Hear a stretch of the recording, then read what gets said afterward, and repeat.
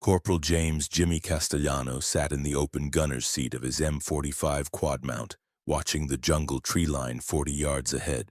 He could hear them coming, thousands of voices screaming in the darkness, the unmistakable sound of boots crashing through underbrush, the clatter of rifles and bayonets, the rhythmic chanting that meant only one thing: Banzai charge. The largest human wave attack of the Okinawa campaign was coming straight at his position. Intelligence estimated over 3,000 Japanese soldiers were massed in those trees, ready to overwhelm the American lines through sheer numbers. Castellano's weapon was designed to shoot down airplanes. The M45 Quadmount, 4 M2 Browning .50 caliber machine guns mounted together on a powered turret, was an anti-aircraft weapon, and it was supposed to track fast-moving aircraft and fill the sky with lead. It was absolutely not supposed to be pointed at ground level. But Castellano had modified his weapon. He'd bypassed the safety stops. He'd depressed the barrels until they pointed straight ahead at chest height. He'd created what his crew called the meat chopper configuration, a phrase that was about to become horrifyingly literal. The first Japanese soldiers burst from the tree line. They expected to face riflemen, carbines, maybe a few machine guns, weapons they could overwhelm with superior numbers. They weren't prepared for what came next. Castellano squeezed his triggers. All 4.50 caliber machine guns fired simultaneously. Over 75 rounds per second, nearly 4,500 rounds per minute pouring into a space the size of a garage door. The first rank of charging soldiers didn't fall. They vanished. The concentrated firepower didn't create casualties. It created mist. Even the soldiers behind them, witnessing what had just happened to their comrades, discovered that their courage had limits. Let me tell you about the most hated weapon in the Pacific Theater. The M45 Quadmount was an engineering marvel. 4 M2 Browning heavy machine guns synchronized to fire together, mounted on a powered turret that could rotate 360 degrees. An electric motor provided smooth tracking. A sophisticated sight system allowed gunners to lead fast-moving aircraft. On paper, it was perfect for defending against Japanese air attacks. In the field, ground commanders despised it. The first problem was size. The M45 was mounted on an M51 trailer, a massive wheeled platform that weighed over 2,500 pounds empty. Add the guns, ammunition, and power unit, and you had a vehicle that was almost impossible to maneuver in jungle terrain. Where did you put a trailer-mounted anti-aircraft gun when you were fighting through dense vegetation? The roads were barely wide enough for jeeps. The trails would collapse under the weight. The second problem was height. The gunner sat in an open bucket at the top of the turret, fully exposed to enemy fire. The entire assembly stood nearly 8 feet tall, a massive silhouette that screamed, "Shoot me," to every Japanese sniper in the area. In the Pacific Theater, snipers were everywhere. A gunner sitting in that exposed position might as well have painted a bullseye on his chest. The third problem was purpose. By 1945, Japanese air power was nearly destroyed. The massive air attacks that had threatened American forces earlier in the war were rare. The skies belonged to American aircraft. So commanders looked at the M45, heavy, conspicuous, designed for a threat that barely existed, and saw a waste of resources. Leave it behind. It's a target magnet. The Dragon Wagon is going to get people killed, not save them. The crews who operated the M45 felt the contempt.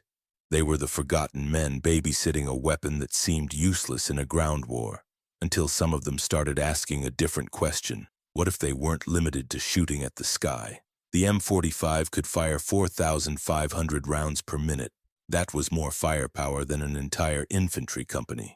More lead per second than any other weapon system the Army possessed. Against aircraft, this volume of fire created a cone of death that planes couldn't survive. Against infantry, nobody had tried, but some creative crews were about to find out, and the results would change the way soldiers thought about firepower forever. The modifications started in the field. Nobody ordered them. Nobody authorized them. The crews just started experimenting. The first problem was the safety stops. The M45 turret had mechanical limits that prevented the guns from depressing below a certain angle. This was a safety feature. You didn't want the gunner accidentally shooting his own vehicle or nearby friendly troops. But it also meant the guns couldn't aim at ground level.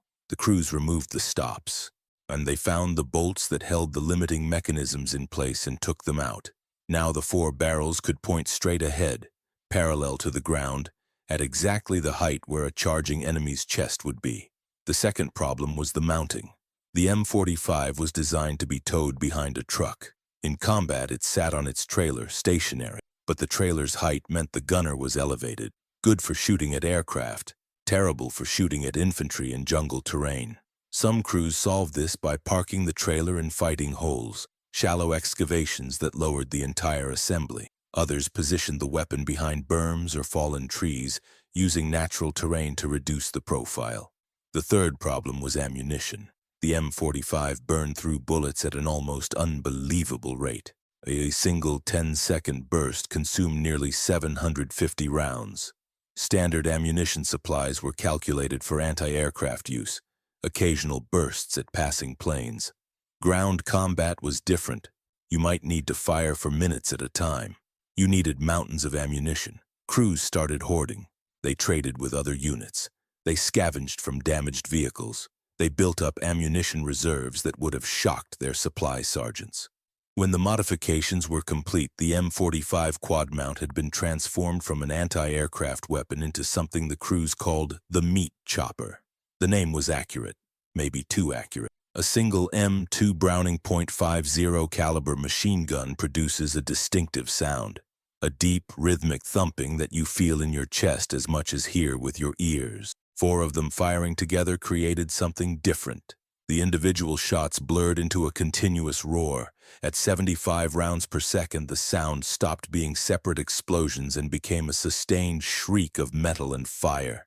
The guns were slightly unsynchronized, creating harmonic interference that produced an eerie, oscillating tone.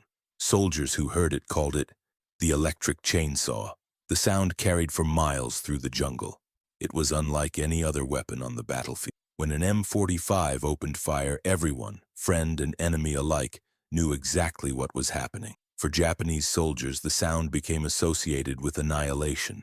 The psychological effect was significant. Prisoners captured after engagements involving the M45 reported that the sound alone caused panic in their ranks. Men who were ready to die in a Banzai charge would hesitate when they heard that electric shriek. Fear of the sound became almost as effective as the weapon itself, but the sound was just a warning. The actual firepower was something else entirely. Here's the mathematics of concentrated firepower. A .50 caliber round travels at nearly 3,000 feet per second. It weighs approximately 700 grains, almost 3 times the weight of a standard rifle bullet. At close range, it can punch through light armor, concrete blocks, and multiple human bodies. Now imagine 75 of them arriving at the same point every second. The effect isn't additive, it's exponential. Multiple heavy bullets striking the same small area create stresses that nothing can withstand. Steel warps, concrete shatters, human bodies. Well, that's what Corporal Castellano was about to demonstrate. May 4th, 1945. Okinawa. The Japanese had been planning this attack for weeks. American forces had pushed deep into the island, threatening the main defensive lines. Japanese commanders decided on a massive counterattack. Overwhelming force concentrated against a single point in the American perimeter. The target sector was defended by elements of the 7th Infantry Division, including an anti-aircraft battery that nobody thought would matter. The attack came at night. Artillery began pounding the American lines at 0430. The explosions lit up the sky, announcing that something significant was about to happen. Then the infantry came.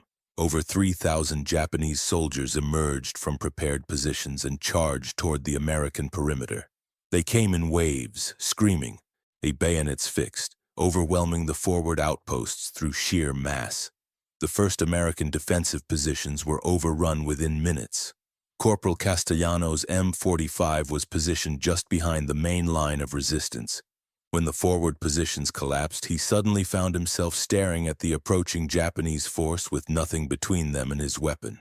He should have retreated. His anti-aircraft gun wasn't supposed to be a front-line weapon. There were no infantry between him and the enemy, but Castellano had spent weeks modifying his weapon for exactly this moment. He spun the turret toward the charging mass.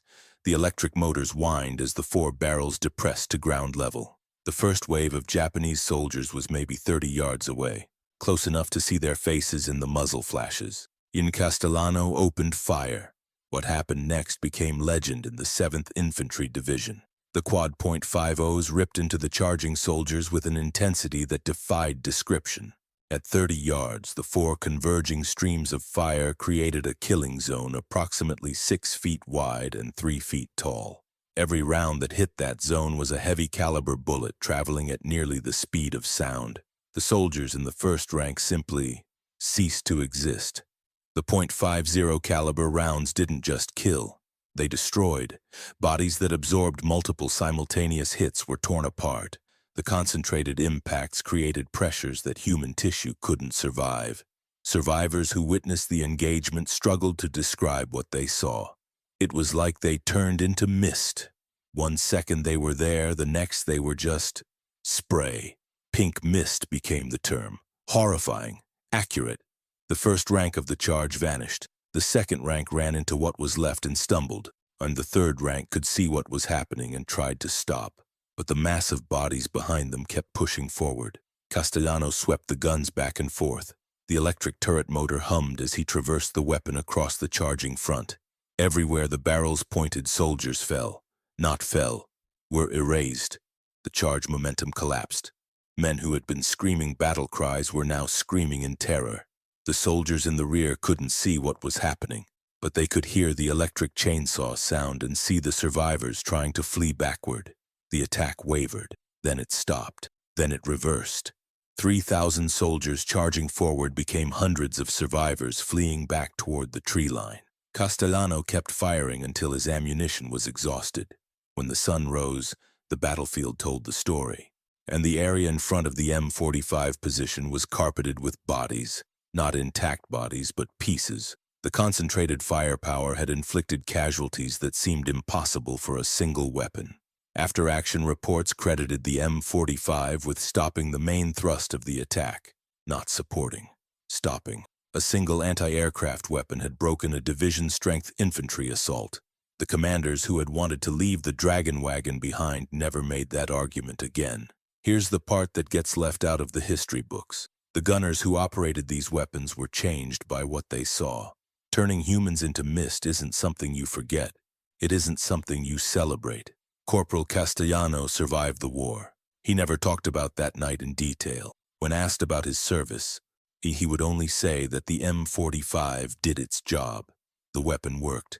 The men who operated it carried the cost. The Quad.50 configuration didn't die with World War II. In Korea, M45 Quadmounts were deployed specifically for ground support. The lessons learned in the Pacific, the field modifications, the depression of barrels, the ammunition requirements, became official doctrine. The M45 was redesignated as a dual-purpose weapon. It could still shoot at aircraft when needed, but everyone understood its true value against ground targets. In Vietnam, the concept evolved further. The Quad.50 was mounted on trucks, creating mobile fire platforms that could respond to ambushes. The same principles applied: volume of fire, psychological impact, devastating effect on exposed infantry. Today, the philosophy of concentrated firepower remains central to American military doctrine. The GAU-8 Avenger on the A-10 Warthog, the minigun systems on helicopters, the close-in weapon systems on naval vessels. All of them trace their lineage to the realization that volume of fire can overcome almost any ground threat. The men who modified those M45s in the Pacific didn't know they were changing military doctrine. They were just trying to survive. But their improvised solutions, the removed safety stops, the depressed barrels, the meat chopper configuration, became the blueprint for weapons that are still in service today. Sometimes the best innovations come from soldiers who ignore the manual and figure out what actually works. The generals called the M45 a target magnet. They said it was overkill, impractical, a weapon designed for a threat that didn't exist. The crews who operated it agreed about the overkill part, but overkill was exactly what they needed when 3,000 enemy soldiers came screaming out of the darkness. And the Dragon Wagon wasn't designed for ground combat. Neither were the men who operated it. But when the Banzai charge hit their position, they did what soldiers have always done. They adapted. They modified. They broke the rules that were going to get them killed. And they created a wall of fire that turned an infantry charge into mist. The weapon that nobody wanted became the weapon that everybody needed. 4 guns. 75 rounds per second. One simple truth. Sometimes the only answer to overwhelming numbers is overwhelming firepower. The men who laughed at the dragon wagon learned that lesson. The men who charged toward it learned it harder.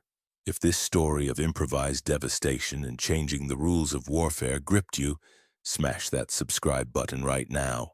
In this channel, uncover the forgotten stories of World War II, the unauthorized modifications, the weapons that shouldn't have worked, and the soldiers who proved the experts wrong. Tap that bell icon so you never miss when I drop a new video. And I need to hear from you. Drop a comment below. Would you have had the nerve to sit in that exposed bucket and face a charging army? Let's discuss. Share this with someone who loves military history. And if you want another incredible World War II story right now, the next video is already waiting on screen.